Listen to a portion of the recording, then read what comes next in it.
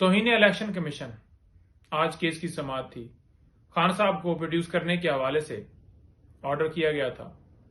اب پہلی بات تو یہ ہے کہ الیکشن کمیشن جو ہے توہین عدالت کی کارروائی کر نہیں سکتا کیونکہ وہ کمیشن ہے، عدالت نہیں ہے. اور دوسرے نمبر پر آج سیکرٹری انٹیریئر جو ہیں انہوں نے رپورٹ پیش کیا ہے کہ سیکیورٹی خدشات ہیں، اس وجہ سے خان صاحب کو پیش نہیں کیا جا سکتا. یہی سرکار تھی جب زبردستی عمران خان صاحب کو عدالت میں پیش کرنے کے لیے 26 گھنٹے زمان پارک میں آپریشن کیا گیا. خان صاحب کے اوپر وزیر آباد میں قاتلانہ حملہ ہوا تھا، لیکن اس کے باوجود مجبور کیا گیا کہ وہ پیش ہوں. حالانکہ سیکیورٹی کے خدشات تھے F8 مرکز میں، وہاں پر آئے روز قتل ہوتے تھے، لیکن انہیں مجبور کیا گیا اور سیکیورٹی بھی نہیں فراہم کی گئی. آج یہ کہا جا رہا ہے کہ جناب سیکیورٹی خدشات ہیں تو لہٰذا خان صاحب اس وقت کہتے تھے تو آپ نے اس وقت کوئی مانی تھی ہماری بات؟ آپ نے تو کہا تھا کہ پیش ہوں، اور اس کے بعد بہت زیادہ مختلف مواقعوں پہ وہ مختلف عدالتوں میں پیش ہوتے رہے. تو خیر اس میں آج الیکشن کمیشن نے یہ کہا ہے جناب کہ کیا ہم عدالت جو ہے وہ وہاں پر یعنی کہ جیل کے اندر لگا لیں. اب عدالت تو ہے نہیں، کمیشن ہے. تو آگے سے سیکرٹری انٹیریئر جو ہیں وہ کہتے ہیں کہ ہم جو ہے وزارت قانون سے جناب اس کے اوپر مشورہ لے لیتے ہیں. تو ڈر صرف عمران خان صاحب کی تصویر کا ہے کہ وہ باہر آئیں گے تو پھر ان سے کنٹرول نہیں ہو پائے گا. کنٹرول تو پہلے بھی نہیں ہو پا رہا. دوسرے نمبر پر القادر ٹرسٹ کیس، بی بی صاحبہ کو پھر بلایا گیا. متعدد بار وہ آ کر اپنا بیان اپنا جواب ریکارڈ کروا چکی ہیں، لیکن بار بار پھر بلایا جاتا ہے. ہم ضمانت لیتے ہیں، عدالت میں جا کر کہتے ہیں کہ وارنٹ گرفتاری نہیں ہے، ان کو گرفتار ہم نے نہیں کرنا. بیل ڈسپوز آف ہوتی ہے، جو ہی گھر پہنچتے ہیں پھر نوٹس بھیج دیتے ہیں.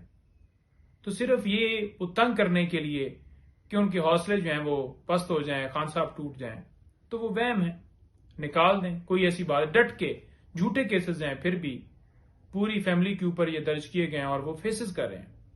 کوئی ان کو پرابلم نہیں ہے کیونکہ انہیں پتا ہے کہ یہ مقصد ہے، ایک جنگ ہے، اور مقصد کے لیے پھر یہ معاملات دیکھنے پڑتے ہیں، کرنے پڑتے ہیں.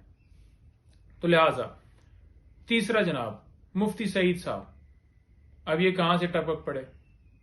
مفتی سعید صاحب سردیوں میں بیٹھے ہوئے کوئی انہوں نے پرانی ویڈیو ریکارڈ کی ہوئی ہے، گرمیوں میں وہ ریلیز کی جاتی ہے، شو یہ کروایا جاتا ہے کہ ابھی کا ویڈیو بیان ہے. تو وہ ویڈیو سے تو پتہ چل جاتا ہے، کیونکہ گرمیوں میں کسی علاقے میں ایسا تو ہے نہیں کہ گرمیوں میں کوٹ پہنا جا سکو. تو لہذا ایک جھوٹا، ایک بوگس مقدمہ جو ہے انہوں نے ایک تہمت مزید لگائی، ایک عدت کے دوران جو ہے انہوں نے نکاح کیا ہے.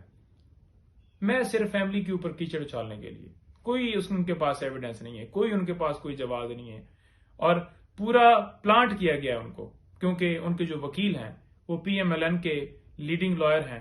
تو وہ ساری چیز نظر آتی ہے کہ پیچھے محرکات کیا ہیں.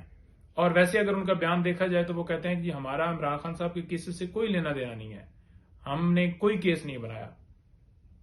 تو سب کو پتا ہے کہ مرڈر کوئٹہ میں ہوتا ہے، پریس کانفرنس پہلے یہاں پر ہو جاتی ہے کہ مرڈر ہو گیا ہے تو اب FIR عمران خان صاحب کے اوپر درج ہوگی. سائفر کیس کے اندر، باقی تمام کیسز کے اندر دفعہ 144 کس نے لگائی؟ کب عمران خان صاحب پیش ہوتے تھے اور بار بار دفعہ 144 لگا دی جاتی تھی اور لوگوں کو اٹھا کے ان کے اوپر FIR درج کر دی. وہ کس کی حکومت تھی؟ 16 مہینے کس کی حکومت رہی؟ سب کو پتا ہے.